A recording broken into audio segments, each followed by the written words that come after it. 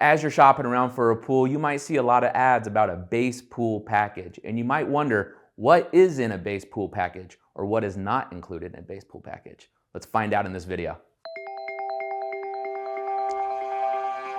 My name is Jake Priest and I am a sales designer here at Shasta Pools, and I've been working here for about 7 years. All right, so as you're shopping for a pool, you're gonna see base pool package. So there's two major strategies that pool companies in the Valley use. One is having a base pool package where it's a bunch of stuff included, and then another path is more building it a la carte style where you get to pick and choose what is a part of that pool. Let's go with the base pool package because this is the most commonly used way to price a pool. Now you might see ads as pool starting at $34,999, anything like that. Typically what a base pool includes is entry-level interior finish, maybe an entry-level pump, which is only 1.5, maybe up to 3 horsepower.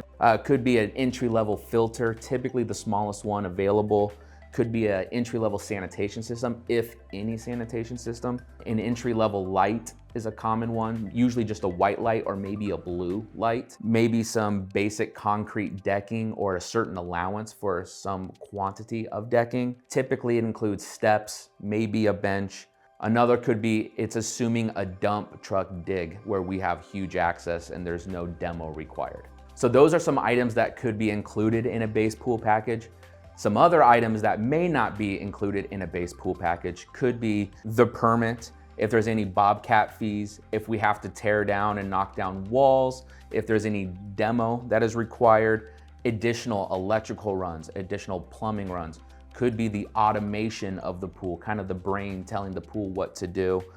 There's typically no taxes in a base pool package, that's added after the fact. If you want to change the size of the pool, if you want a larger pool, any additional decking, anything that would be beyond what is the entry-level pool is going to be in addition or could add cost. With this model, the upside is simple. It's less decision making and it's a good launch point.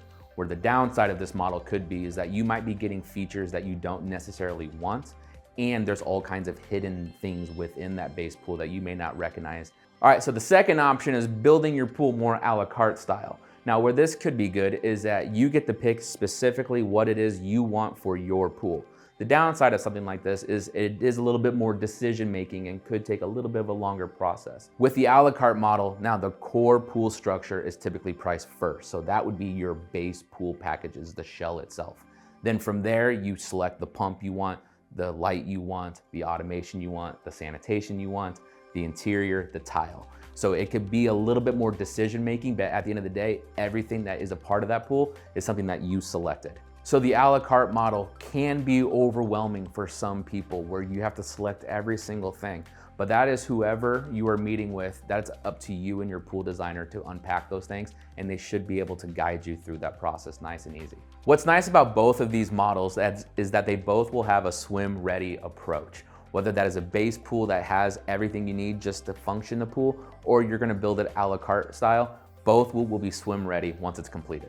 So I hope in this video, I helped explain a little bit of the differences of what you might see out there between a base pool or an a la carte model. If you want a more detailed insight on what is included in a base pool package, feel free to click the link below in the description and it'll go more in depth with some questions you may have.